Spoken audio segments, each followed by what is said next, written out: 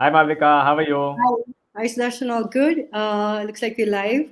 Thank you all for joining us at the Upeka Value SaaS Live. This is a space where we talk to SaaS founders about their journeys, founders who have opted to tread the value SaaS route or the capital efficient way to grow, which puts greater power and control in the hands of the founders. So I'm Malvika from Upeka, and with me I have Sudarsan Ravi, who is the founder of RippleHire. RippleHire is a recruitment platform for large enterprises. And when it was founded way back in 2012, it ended up creating a whole new category, which is the employee referral software category. And pretty much they were leading that space. Today, they are a full suite recruitment platform that is being used by 800,000 users across 35 countries. Sudarshan, it's good to have you with us. Hi Malvika, glad to be here as well. I have to Right. confess, I am definitely excited but a tad bit nervous. So look forward to a fun chat ahead. Absolutely, I'm sure it's going to be great fun. So, but before we proceed, I just want to tell the audience that we will be taking questions towards the end of the session. So, if you have a specific question for Sudarshan at any time, please put it in the comments, and we'll pick it up towards the end. Right. So, Sudarshan, 2012 to 2022, it's been 9 years. It's a long journey, but let's go back to the start. How did RippleHire come about? Okay. So Malvika, when I have to go back a couple of years further. So I had quit Deloitte in 2011 with with the aim ki life mein I want to do something, right? Kuch karna hai. I want to build some business. Joined a friend in an employee engagement startup, and with startups either you go north quickly or you go south quickly. So it was called the Giftopia. Fantastic, really great guy. And what we realized is that we were not in a space, and this was pre-e-commerce, where we Mhm. were doing gifting. We were not in a space where we were able to build something that was scalable, essentially. And long story short, that did not work out, so I kind of stepped away from it. And after that, I went back to the drawing board. You can imagine I've had like a lot of success at Deloitte, and then after that you go to a startup and you like completely go down.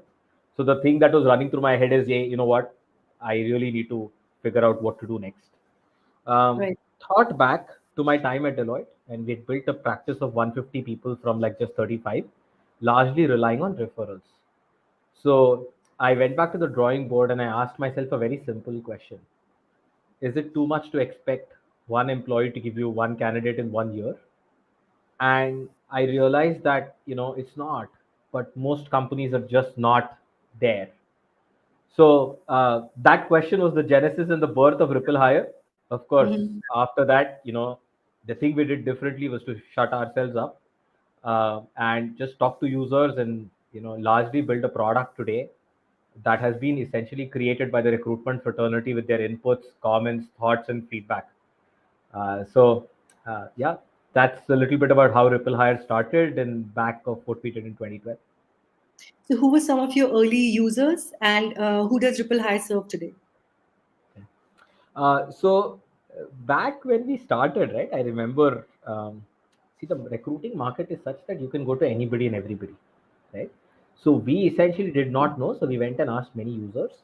And we were actually fortunate in the first year to have the likes of Adobe, McAfee, Capgemini, some of our earliest believers, who not just SunGuard for was a early client, Real Image. Some of these early clients just completely took a punt on like a startup that was less than a year old and said, "Hey, what you're doing is interesting. We're happy to come on board." And yeah, I'm fortunate to say that those are the folks that actually helped lay the foundation.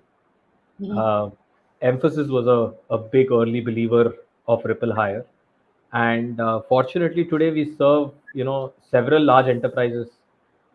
Like if I have to look at it, Emphasis, L&T Infotech, Hexaware, Mindtree, in the IT services space. If I have to take a few examples, several Indian conglomerates, the entire Aditya Birla Group. We have you know uh, several Tata companies, the life insurance company, Tata Technologies, a Wow. bank in Axis Bank, HDFC Life. I mean, several large enterprises today, uh, contribute to RippleHire. InMobi was another early customer who helped shape RippleHire into what it is today. So, Right. yeah. And what are the problems that you're solving for them, right from the early days to now that it's a full talent cloud? Mhm. What are the range of services that you're offering? Sure. So, See, if I look at the fraternity we serve is talent acquisition professionals, which is recruiters. Okay? Before I answer that question, right? See, if you look at recruiters, or let's look at hiring as a market in general, right? Every organization makes a hire with only two core objectives. Either the person coming in is going to grow the top line, right? Or the person is going to improve the bottom line, right? Like either contribute to revenue or help reduce cost. And that's what you can bundle every single hire down to, right?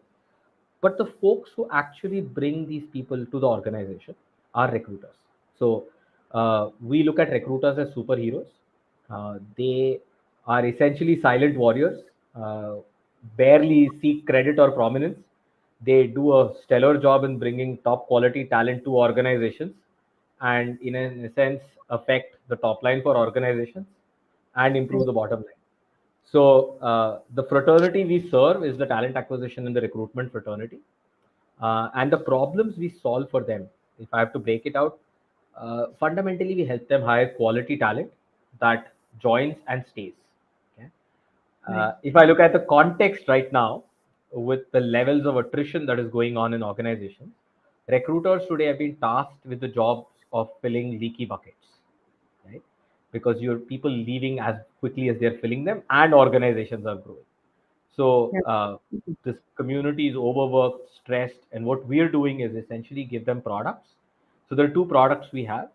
Our employee referral product is a flagship product. It's a category creator where we help organizations say, hey, can we help you leverage the power of your 1,000+ employees to act as ambassadors and bring you quality talent so your talent acquisition team that's so overworked can convert. In that, we essentially see better joining ratios by about 10 to 12%.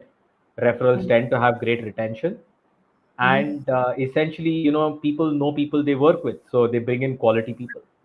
So we're able to help folks hire by about 4 to 5 days faster, and you distribute wealth within the organization. Right? Right. So when we did the referral product, the second product that we have is our talent acquisition cloud.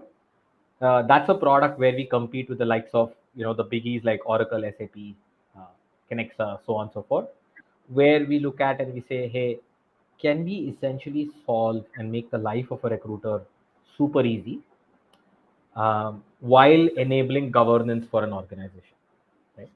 So that's essentially a full-blown suite that helps them manage several stakeholders, all the way from the hiring manager, all the way through to, like, the candidate, the employee, the recruiter, the vendor, the leadership, so on and so forth, uh, and essentially enables driving a premium experience.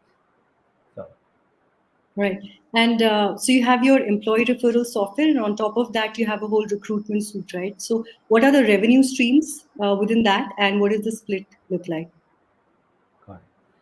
So if I have to look at the revenue streams today, it started 100% zero, then went 80/20.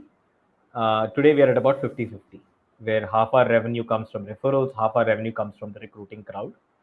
Right. And both are pretty much neck to neck in terms of how they contribute to us. On the referral piece, we actually have a straightforward model, which is customers pay us a license fee, and then they pay us success fee. The license fee, the low amount they pay, gets structured with us, and they pay us a success fee.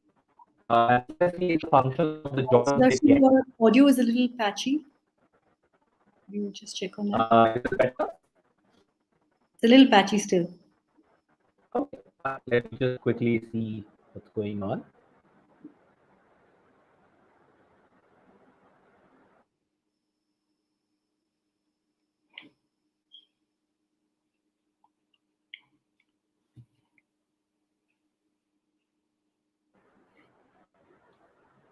Hi, Malvika.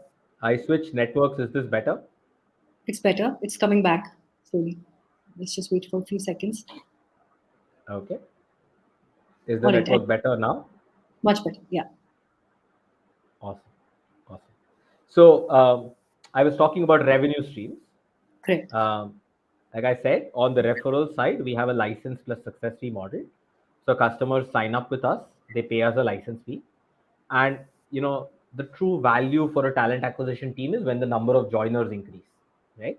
So we Right. charge a success fee as we deliver more joiners, and we operate in partnership with them so as to move the needle north. Because usually the license fee is paid off almost very very quickly, within a quarter at max two. So we are always ROI positive for an organization on our referral product because it's pretty straightforward in terms of the math there. uh, so from a recruiting standpoint, that's one side on the referral side.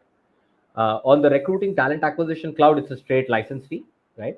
Sometimes Right. clients have a support resource that kind of comes in, but that's not our, or charge. We do charge for customizations and stuff like that, but those are not our primary revenue streams. Neither is that the way we want to make money.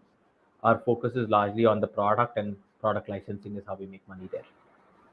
Got it. So now in the recruitment platform space, you're competing with the likes of Oracle and SAP, like you said, which are like the big boys in the game. What do you think is your edge over competition in that space?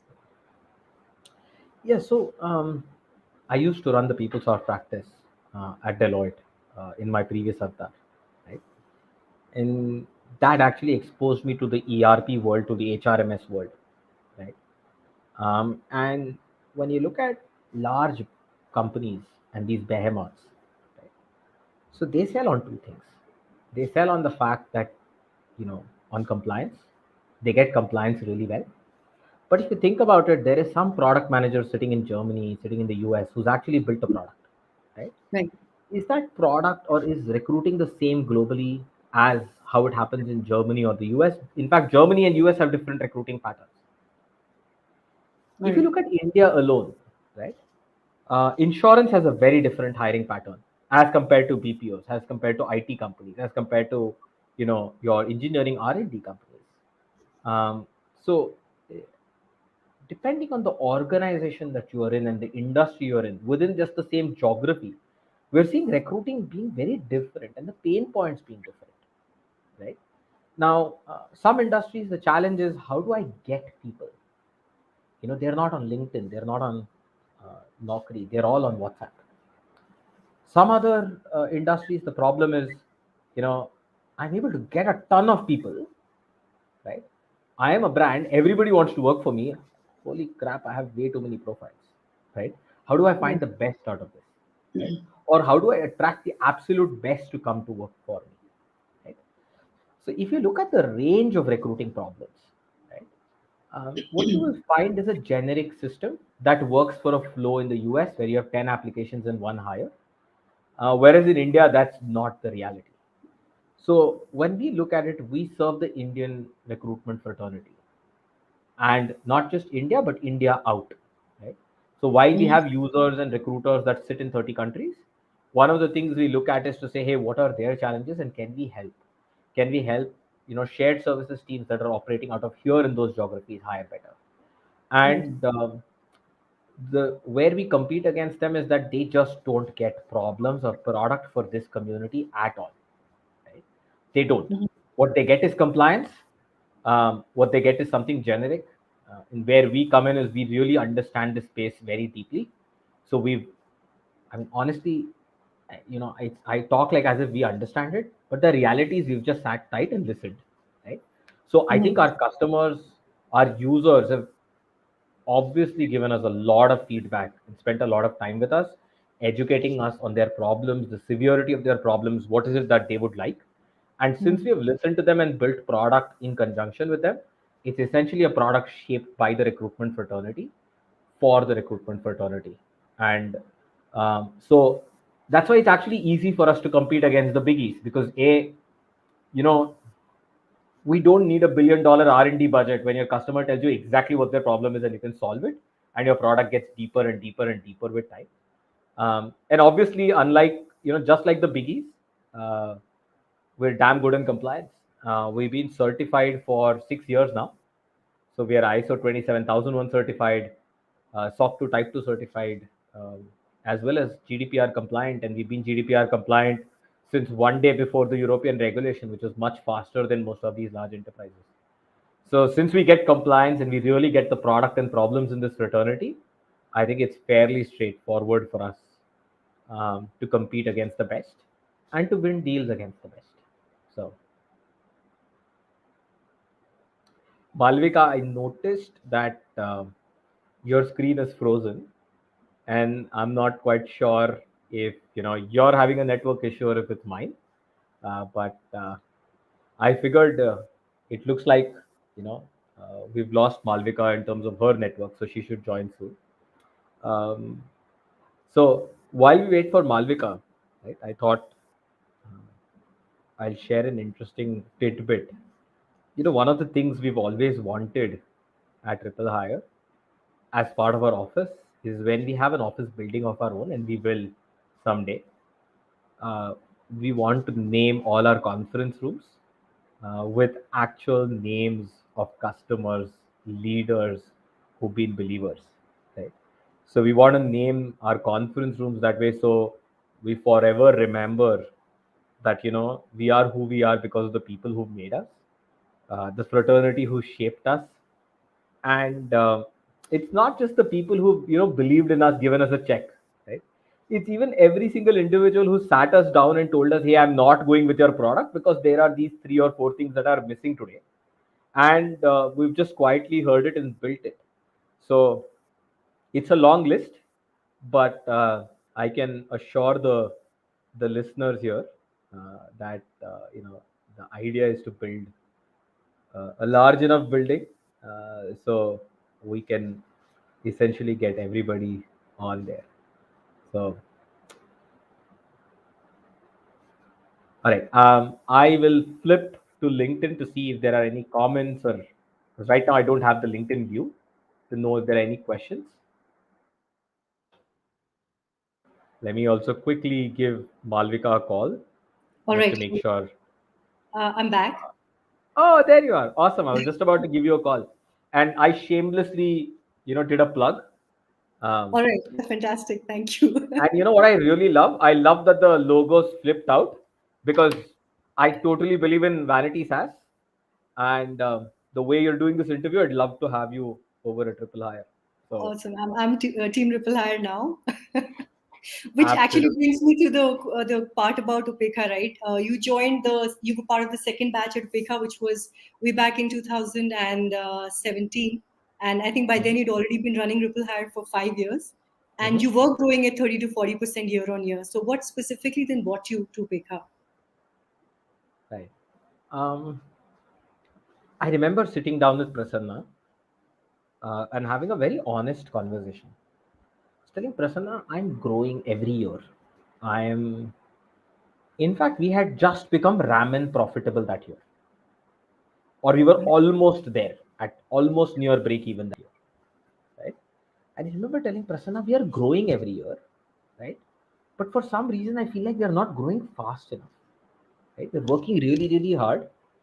And honestly, it felt like we were on a river rafting piece where I'm sitting, we are in a boat and, we are paddling super fast, but we're going around in circles, right?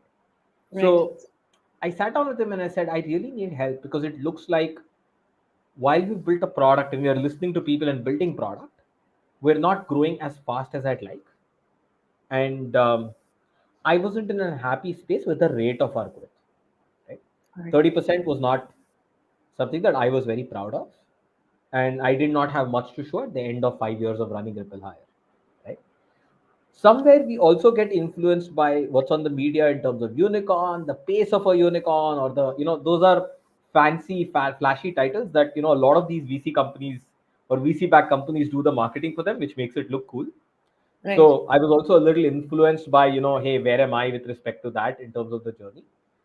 So that's why I sat down and he said, listen, we're building a program for founders and looking for good founders to come together and collaborate. Um, and I said, if anything can help us grow, why not? And that's how I joined the Upeka fraternity, and I'm so glad that I did. So Fantastic. So, what were the deltas, or what were the increments that you saw as a part of the program, during or after? What were the changes that you made at Triple High? so I think This is going to be a little bit of a long answer, because we solved several different things. Okay, I'll start with a very foundational aspect. See, recruiting is everybody's problem, right? Right. Whether you're a 10 employee startup or a 100,000 employee company, right? And I know over the last 9 years, we've serviced both to know what the problems are. Okay. And what we realize is when you're a recruiting product, which is a horizontal, which is not just horizontal, it's almost ubiquitous, right? Every Right. company needs to hire. The biggest problem you have is that you can serve anybody and everybody.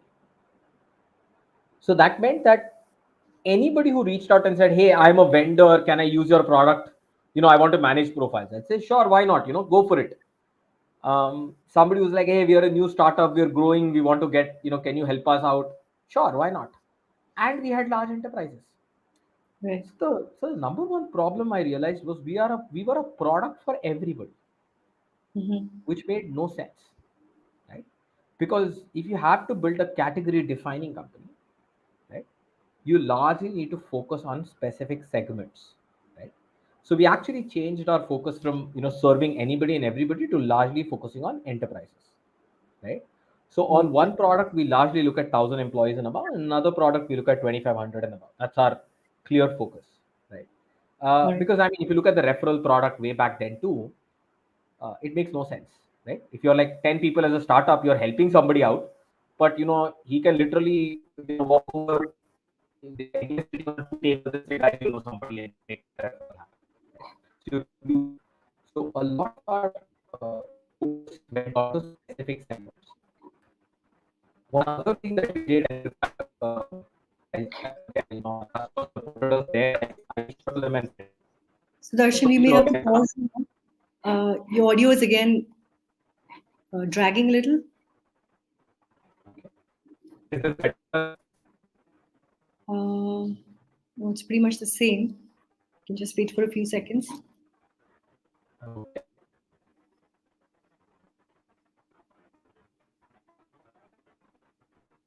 All right. So I like to do this. So let me know if it gets better. So I know it's coming through correctly.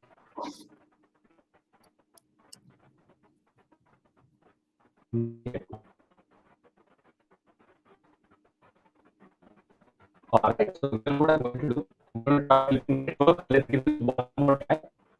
Yeah.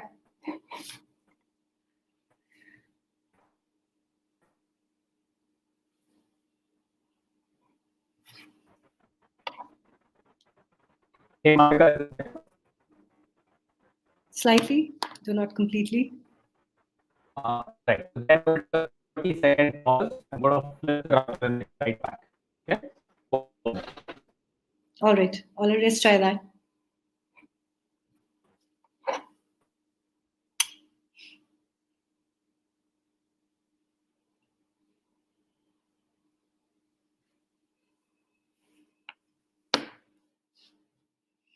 We'll just wait for Sudarshan to join us back. In the meantime, I'll just introduce you to a little bit about Upeka. Upeka is a value SaaS accelerator, and we're also an early stage fund. And we help SaaS founders get their revenue flywheel running and help them grow in a capital efficient manner. I think Sudarshan is Hi, back. Malvika. Hi, Are you Sudarshan. hearing me? Is this better? Well, it is still in the patchy range, but let us wait another few seconds to see if that corrects itself.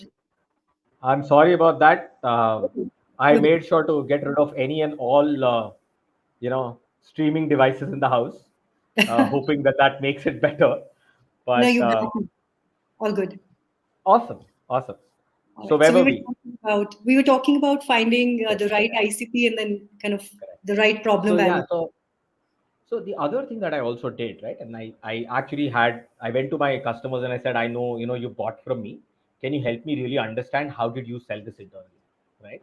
Right. And that actually helped us as well in terms of understanding that the what we were pitching for, right, nobody really cared. And the only reason our early customers bought us is because they had the good sense to see the promise in the product and knew exactly how to position it internally. So that's how we realized, man, we just are not, like, our messaging is completely off, right? So in terms of deltas, which is where you started, right? Right. So our sales cycle times reduced by 30%, which I think was a huge win for us. We also realized that we were leaving a lot of value on the table, right? And by value, what I mean is the number of hires you're delivering for customers and the value they were getting in terms of dollars in a year was just humongous. And we had no connection in terms of our pricing and the value we were leaving, right? Right. The other thing is that one of our biggest strengths as a company was, essentially listening to customers and being customer centric. That was our biggest strength. And Right. what we realized is, we, without realizing this, we were doing some levels of customer success. So we now have customer support, customer onboarding, and customer success built out through the Upeka program. And Mhm. what that resulted in is that we were actually able to drive the value for a customer significantly more, right? Right. So ROI through RippleHire has always been the case, regardless of the year, right? Even from the first year, our customers have seen value. Now, despite us increasing value or prices, right, we were able to comfortably deliver ROI within 3 to 6 months. Right. The other thing we did is also come up with this, license plus success fee model. So thereby, as we add more value to enterprises, we're able to capture a small fraction of that value, and both parties are correctly incentivized to drive the channel higher, right? So, Right. uh, and as a result, last year, like, I mean, the pandemic year, just to give you an idea, a lot of our customers grew their joiners through our channel by almost 10x, right? Right. In terms of, like, they went from 16 joiners a month to 160, 200 joiners a month, as Wow. well. Post So pandemic. yeah, yeah. So big credit to Upeka, big fan. Honestly, because you guys get SaaS frameworks, and as long as founders have the humility to shut up, listen, and just apply the frameworks, I think everybody will naturally succeed. And Right. I think, and as long as you're self-aware and are able to bring a certain degree of vulnerability in terms of what you're doing right and what you're not, naturally you can succeed even more. So from a value SaaS standpoint, uh, if I have to think about it, our Upeka journey over time has been not just a journey of the program, right? But about applying sustainable practices back into our organization. So we're actually growing the company. Okay? For the benefit of the audience, I'll give you another example. Right? See, when you're a product company, right, and you're just like, I mean, if you think about it, we're all, none of us are business builders, right? We're all like people, middle class backgrounds. We've all like just dreamt and wanted to build something. So one of the things we did is we said, okay, you know what? You think you build a product, you go to a customer and you deliver value. Whereas there are two parts to this. One is you build a product, you go to a customer, you deliver value. But the second is also to look at your organization as a product, right? And look at how do you build your organization? How do you build different levers in your organization, right? And Right. how do you grow your organization to have that maturity so you can cater to more customers, so you can scale, and you can scale without compromising success, right? I think because at the end of the day, when a customer trusts you with their money, you want to make sure that every single one of them is successful. So, and I think Upeka played a very big role in us setting the right levers for that. So, Right. Malvika, while you were away, I just made sure to praise Upeka some more. So you didn't miss much. All right. So you talked about the sales process getting shorter by 30%. What specifically led to that? And we'll also go into doing sales in a horizontal sort of a product. But let's talk about cutting that sales cycle shorter. Sure. Um, so, few things, right? Firstly, when we realized, see, for us, sales became shorter as a function of two parts. One, a function of us communicating problems to customers and problems that matter to customers, right? Um, Before that, we would go and say, hey, we'll save cost. Nobody cares about cost, right? Everybody wants a joiner because they want the joiner to come and deliver value faster. So the fact that we changed the value and communication of our problem made a big difference to reducing our sales cycle. So we were able to hit the right notes in terms of problem. Right. The second part to this also was our pricing. When we structured our pricing in a success-based model with a license and a success fee, we suddenly become a lot more affordable for enterprises to go ahead and say, hey, you know what? I can take a punt because, I mean, this was 4 years ago. Now people don't even look at RippleHire as a punt because they understand the category and they invest. If the ATS, they know what's required. There is a budgeted line item. And on referrals, they completely understand the need and the value and that there are sufficient success stories. Right? So Right. reduction of our sales cycle went down at that time because, and again, this is pre-category creation, right? So we had, it went down as a function of us being able to talk the right problem value, right? And be, us, moving to a license for success kind of a model for them to adopt faster. Right. And has the pricing changed over time? How has the pricing evolved? If you want to Our talk about pricing that. has definitely evolved. Yeah. So, like for example, our pricing before was a flat fee, right, and an Mhm. implementation fee. Now our pricing has changed because we actually have a flat license fee and a success fee, right? So Right. instead of going to a company and say, "Hey, pay me so much in terms of license fees," I can go to them and say, "Hey, pay me a smaller sliver, right? Let me run my costs, and then we'll together succeed, right?"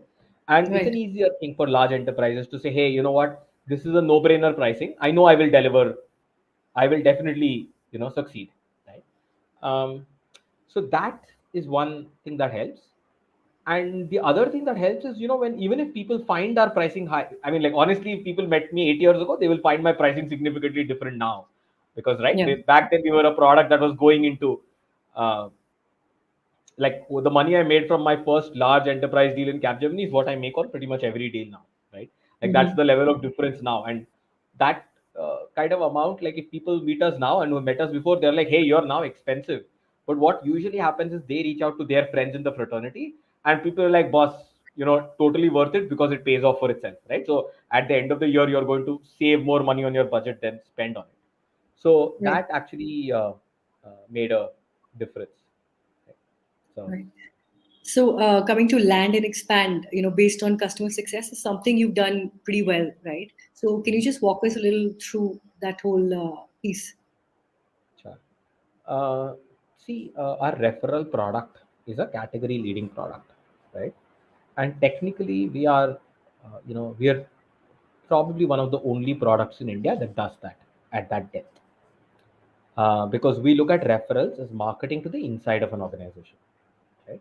Whereas talent acquisition is sales focused on the outside. Right. So pretty much, if you look at it as recruiters, if they have to run a referral program, they need to take jobs, evangelize it to the inside of an organization, do floor walkthroughs, get the guy to give you a profile because he or she will talk to a candidate, Right. then process the candidate, and then move it ahead. It's way too much work. And the recruiter fraternity is just completely overworked and stressed. Okay. It's just, it's unfair to expect, right? Because, recruiters are sales guys. If you ask a sales guy, hey, go do all this evangelization, then you will get a lead. He'll say, boss, I'll pick up the phone, call somebody. If he's interested, I'll take the lead and move forward. Right? Right. So what we realized as a gap is that there is a gap for a marketing product to the inside of enterprises. Okay. So when we go into organizations, we land with our referral product, right? Because the moment you put a marketing product, which makes the entire marketing facet automated and effortless for a recruiter, then all a recruiter has to do is to deal with leads. Suddenly, instead of them having to focus on, evangelizing thousands of people, they have an army of thousands of people giving them good profiles. Right? So then all they have to do is to process those profiles, right? Find the right fit and move them on. So by taking this entire effort away and taking all the escalations and the annoyances away, we're actually able to help them be more productive. And I think the depth we have there in that space is pretty neat. So one of our customers sat us down and said, "Hey, you have way too much depth for one area. Are you Mm-hmm. willing to go on the journey? Because we find a lot of shallow products in the industry." So what we did is we said, okay, let's understand this. And as part of our expansion, we built out an ATS. And to give you an example, like we looked at employee referrals and we looked at all the problems in referrals. So customers sat us down and said, hey, here are all the problems with vendors and that category. Can you help us with a module that makes it easy for us to generate the right profiles from vendors? So I don't have to put effort subsequently, right? So we looked at several problems like vendor attrition. We looked at problems like the fact that vendors often are incentivized for giving you hundreds of profiles within an hour, right? We looked at the fact that oftentimes vendors just don't know whom to coordinate with, right? Simple things, complex things, status, lot of different issues, and we actually built that module with significant depth. So this journey of building product with customers has meant that every single module, right, whether it's the hiring manager and the customer of the recruiter, right, or leadership and the data and analytics they need, or the candidate and the star of the show, which is to get the candidate and get them over. Happy to share. Just I was looking last week. Our average candidate experience score is 4.74 on 5, Wow. which I think is, yeah, which is ridiculously high, and not high enough though. We still have 0.26, and we'll get there. But that's a function of us listening to customers, looking at product problems, and deeply solving it. So coming to your question on land and expand. Right. So we land with our referral product. Customers see the depth and see the success they see. And then when they evaluate their larger ecosystem, which is fundamentally broken, you know, there is, they look at the product and say, hey, yeah, this makes a lot of sense. You guys have depth. And that's where we naturally expand out to be the ATS for them, right? And we are very careful as a referral product not to ever become a job portal, because that's not our space, right? We Right. think there are two clear opportunity areas. One is, we think there is a clear opportunity area for us to become and control that 30-40% of the pie, which is what referrals run in the country. And the second is the pie to essentially be the backbone for recruiting organizations and truly help them make their lives easier, right? So they have 3 to 4 hours away, a weekend back, right, which makes Right. their life easier. um, because I can't stress this enough, right? They are superheroes. They help organizations grow, but very, very little is done today to either recognize them, or recognize the recruiting fraternity, or even technology is not really built to serve that fraternity. So that's Right. what we're aiming to solve.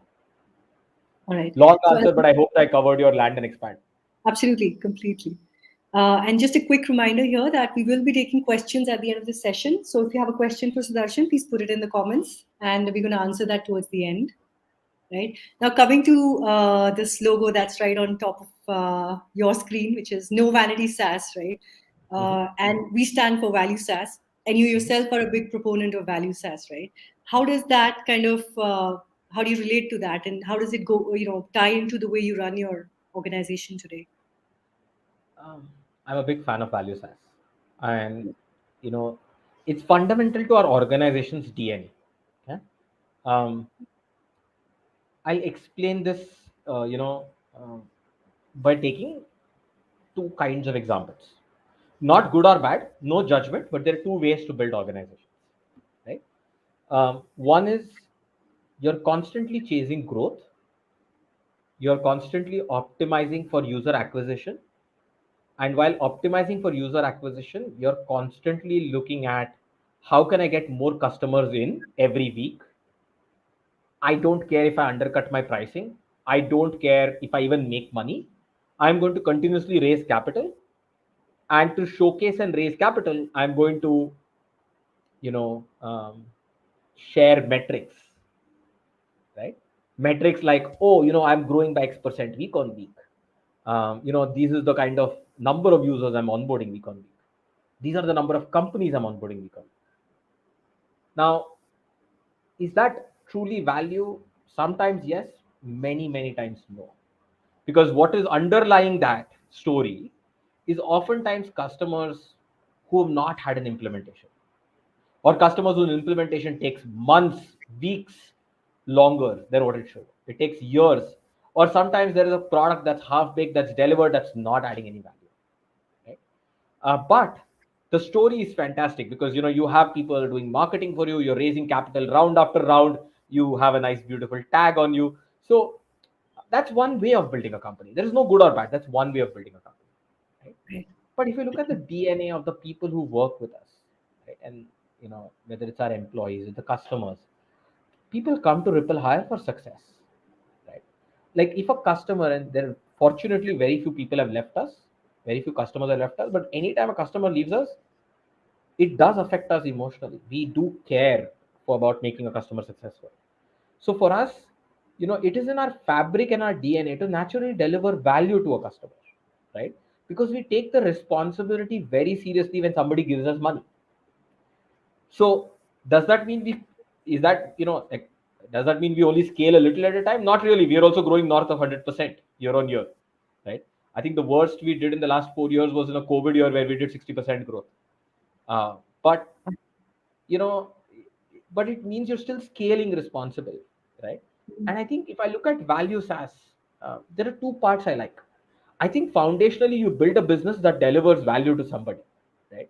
And it should deliver value to your customer base, and you grow as a function of that customer base seeing value. And what we've seen, because we are aligned in our DNA with value SaaS, is that we are seeing our customers use word of mouth to recommend us to other customers. We growing as a result. People leaving one organization, going to another, having seen success, saying, "Hey, I know this is a guarantee of success," right? And that is incredibly powerful because you are now growing on a very strong foundation, right? You still have the same problems. Like I still need to hire fast enough. I still need to hire great people, but you're building a team that's mission driven, right? To give you a flavor, for a company that's 9 years old, we are now doing a hire every 11 minutes. We've had, I was telling my team the other day, in our last all hands, we've had people from 176 countries look at our work, look at our jobs. We've had people in 6,000 plus locations in India look at our jobs. Whether it's Jumri Talaya, Shilchar, Moga, right? And I think we are incredibly fortunate, you know, to be given a chance to serve people in these areas, largely because our customers are taking us there. And that's largely happening because we are delivering value. So I think value SaaS to me is personally about building business in the right way, with the right spirit, in the right manner. I mean, I'm a big fan of ChargeBee as a company. They've Mhm. raised a lot of capital.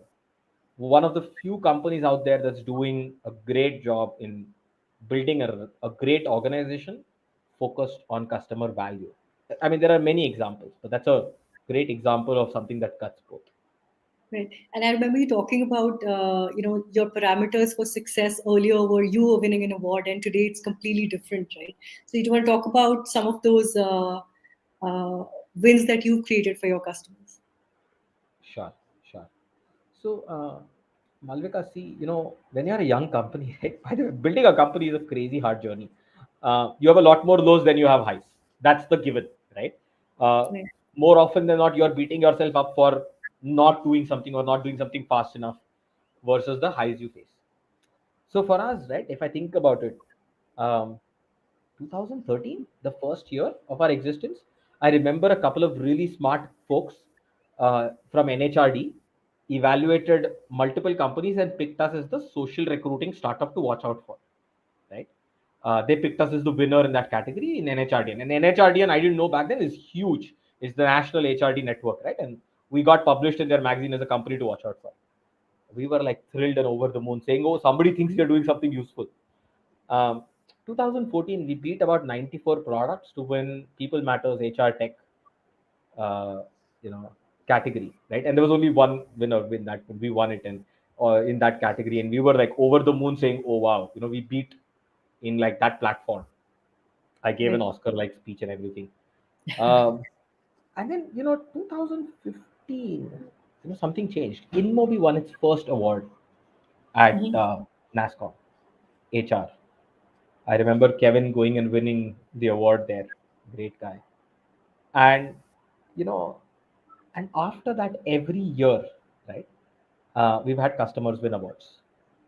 And now, if I think about it, 2019, 2020, if I have to take an example, So we've had LTI win an award, Emphasis win an award, several customers win awards. 2020 is when we had our first international recognition. So when Emphasis won a Brandon Hall Award for a gold medal for excellence in talent acquisition, and Right. Brandon, for the folks who are listening, is essentially the equivalent of a Gartner, in the HR space, right? And when they won gold, right, and that was our first international award. And then last year we had HDFC Life and LTI win two gold medals, right? Right. And so for us, right, like, our highs have changed from us winning awards and getting that validation to now, us feeling great that our customers are winning awards based on the work and the programs that we are co-creating together, based on the results that they achieve. And we are extremely finicky about the right awards to participate in, because unfortunately, awards can be a business as well. So we pick and choose, and the awards, where we have to propensate, I don't know if that's a word, but yeah, kind of share data and win on the foundations of data, with Right. a great jury, are the ones we compete, and it's great when customers win. So personally, our journey has gone from us seeking validation to now customers regularly winning awards, uh, which is very satisfying, right? I mean, it's a nice feeling, because it gives you the energy and the fuel to keep going, because Right. you feel like you're helping somebody succeed, which, like I said, is in our DNA. And So, that's true value SaaS as well. Right. and that is true value SAS as well. I must agree, wholeheartedly, right? Uh, Right. so that's why, if you look at building a company the right way, and you go on this journey, great companies are built over decades. And if you build it on the right foundations, you can leave a lot of impact in the world. And I think Absolutely. value SAS is something I strongly recommend and advocate for, uh, you know, for pretty much any SaaS entrepreneur to pick up and build a business up. Right. Now, in hindsight, when you kind of look back on the previous 9 years, what do you think there were some mistakes that you could have avoided or some takeaways that may be relevant to SaaS founders who are listening to you right now? Got it. Um, don't be something for everybody. So pick. If I oh, there are a ton of mistakes. Um, so let me pick like two or three. Okay. Um, I would say listen to your customers. Pick the right customers to listen to. Right. Um, and the right customers to listen to will move you in the right direction very fast. Focus on adding value to your customers. If I have to look at mistakes, I don't want this to be about Gyan, so let me share a few mistakes. Like I said, we were something for everybody, so I covered that with an example. Right? See, a lot of times, when you go into an organization, um, like I'll give you a basic mistake we used to make. Right? I remember going into meeting an enterprise once, and somebody, those are days when you're like a young struggling founder. You've taken a bus down, traveled 17 hours on a Saturday so that you get there, right? um, and you're somehow managing to get them and get a few meetings in the week. I remember going and meeting up with a customer. They said, hey, why don't you sit down with this person? That person is super pissed off that they've been drafted in last minute to listen to you, right? And you go through a ruthless 30 minutes from that 1 hour meeting where they have zero listening but are just kind of putting you down, and you walk away from the feeling really terrible. The reason I take this example is 6 months later, we actually onboarded that customer. Turns out we'd just gone to the wrong people to begin with. And today Right. they've been with us for almost 7 years, right? And the relationship we have with them is fabulous. We've had multiple leadership changes, but we are a core part of their ecosystem. And the learning I have there is oftentimes when you go to a place or go to a company, you're just probably just barking up the wrong tree. So if you're a SaaS founder and you're targeting enterprises, which is where we come in, I would say it's extremely important to know who's your buyer, who's your influencer, who's the decision maker. And I think it's extremely important to have that distinction known. So you target the right people who are influencers, and not get discouraged if one of them is not interested, because you never know what they went through that day, but they're not the decision maker, right? So Right. that is one definite learning that I would leave for folks who are listening as well. All right, thanks for that. Now, I think this is a question I'm curious about. Post COVID, right? We keep hearing about the great resignation. How has that changed the hiring landscape, and what are the implications for RippleHire? So the hiring landscape has changed dramatically. Um, Q1 2020, there was a complete hiring freeze. March 15th, uh, pretty much all annual plans changed. People said, we are going to kill hiring, and that's the first casualty. But in those 6 months, something drastically changed. Hiring picked back up in October 2020, and there are two to three meta trends. One, I don't know if people sitting and working from home in a hybrid environment have the same level of connectedness to their organizations. Right. Second, you know, I can't stress this enough. While the great resignation sounds like a fancy word, I think we've always had resignation happen Mm-hmm. as a function of um, people not treating others well, right? A lot of organizations took drastic steps like cutting down pay, not issuing bonuses, right? Which has meant that there are a few core trends now. The joining ratio, firstly, the demand for talent, it's a war. Like we used to talk about a war, but that was like, a fight in the gully. Now we are in like an actual world war for talent, a borderless war where people have multiple options. So it becomes even more important that you trust people, you respect people, and you have the right culture for it. The second thing is joining ratios have plummeted. By that, what I mean is a person, because they have multiple options. In the past, if out of every 10 people, 8 people joined or 7 people joined, for most organizations, it's half of that now, which means that there's more anxiety, there's more struggle. And how has COVID been for us? Well, we made a few changes. Fundamentally, the first thing it was easy for us because we've always been a trust-based culture. We said people will work remotely, right? And we completely trust them too. And we've been reaping the benefits of that. Second is from a hiring landscape. I said we grew 60%. If you'd asked me at the start of Q1 2020, I remember telling my team that this is our Rajnikant moment, right? Like we are literally at the bottom right now because we don't know. And globally, recruiting companies were laying people off, and we said, no, you know what? We've been profitable. We'll first invest in our team, and we will make sure that we will continue to give people raises. And in Q1 of 2020, I had no visibility, but by Q2 we did that. The next thing that we did is we still grew 60% because in the in this mad rush to hire, people can't scale their organizations without the right technology. They can't scale their organizations without having their workforce contribute and advocate. Joining ratios through referrals are 10 to 20% better than other channels. If you don't have your employee advocating and bringing somebody over, you have no chance of converting. So traditional mediums have resulted in people just getting overworked. So that has helped result in a spurt of growth. And we are seeing that with our customers reaping benefits. So for us, growth has been fantastic because of COVID. But that's consistent with any technology player because, a rising tide, lifts all boats. I So like this one. that's actually helped us Yeah. in terms of the hiring landscape as well.